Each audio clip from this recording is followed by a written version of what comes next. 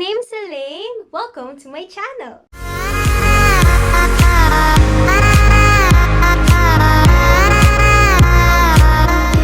Yan, I'll be revealing my top 5 makeup secrets for today. For this video. This is susunod na video ko, may 5 tips po ulit ako sa inyo. So, yung first makeup tip ko is to apply ice on your skin. Para sa iba, sabihin nila, ha? Bakit kayo mag-yellow? Oh, pero actually, ginagawa na siya lagi ng mom ko. Then, na-curious ako, ba't kaya ginagawa ni mom yon? Then, I researched it, and there, according to my research, excuse me. So, according to my research, ice is a natural skin tightener. So, tinatighten niya yung pores ng skin natin, lalo na yung mga open pores. So, when you're using ice, at kapag medyo, anong term nun, medyo namamanhead yung face nyo, ibig sabihin, open yung pores nyo sa portion na yun. Kaya mas lalo nyo siyang i-ice hanggang sa kaya nyong i-ano yung pagmamanhead na yun para ma-close yung pores. It is ideal to apply ice on your face, lalo na before you put makeup on. Kasi syempre, pag nagme-makeup tayo, nabablock yung pores natin. So, para ma-close yung pores at hindi pumasok yung makeup ganon, or para mas maganda yung lapat sa face natin. Yan. Yun yung ating tip. Yun yung ating tip number 1. Yan. So, yun. Apply ice. Tip number 1. So, tip number 2. Yan. So, para sa tip number 2 natin is, yun, do not overdo your makeup. Kasi marami sa atin, lalo na pag beginner ka, kapag bago ka pa lang, iniisip mo, ay, kailangan ko to. Parang gusto mong gamitin lahat ng mga meron kang makeup dahil sa first time mo lang. Parang, ay, first time ko to.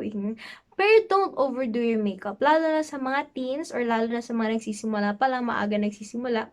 Kasi syempre, explore din kayo. Kasi for example, bagay ito sa kanya, pero sa'yo hindi bagay. So, bagay-bagay rin yon. So, according to what I'm always telling you guys, na sana makatulong yung mga sinishare ko sa inyo at sana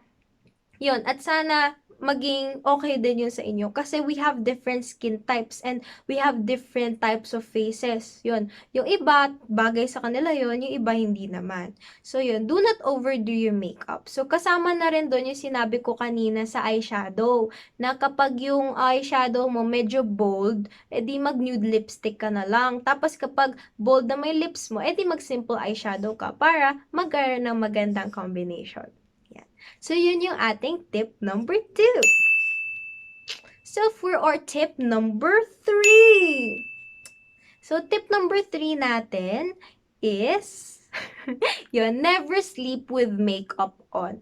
Actually, yun yung, nakakalimutan ko actually siya. Minsan, pag tinatamad na ako, joke. Kasi, syempre, naka-makeup ka, tas, parang alam mo yung pagod na pagod ka na. Syempre, estudyante, puyat lagi. So, minsan pagod ka na, parang, mag-ilamos pa ba ako, ano pa ako. May mga ganon, of course, those types of, pag-iisip natin, lalo ng mga girls.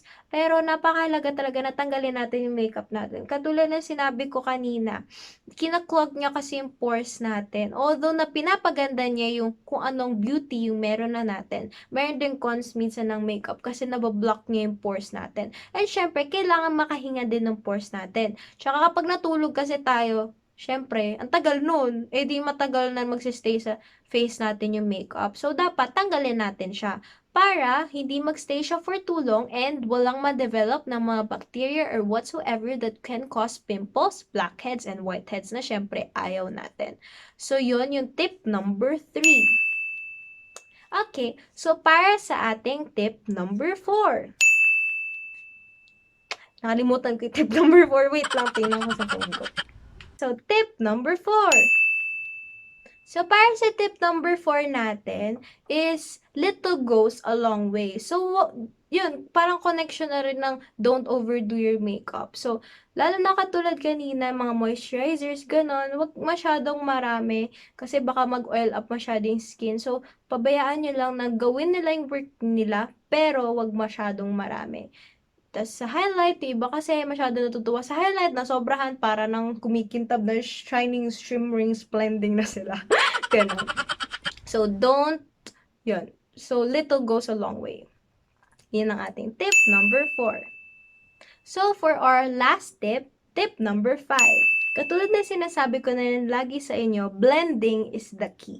In any concept, lalo na sa arts, blending is the key. So, kasi kapag hindi nyo na-blend ang maayos yung makeup nyo, kahit na mahal pang products yung ginamit nyo, ma-off no use din yun lahat. So, blending is the key talaga in every single thing. So, yun guys, sana na-enjoy nyo. Those are my 5 makeup tips para sa inyong lahat. And sana nakatulong yun sa inyo. So, please subscribe and like this video. Thank you po for everything sa mga support nyo. That's all. Thank you. Bye-bye.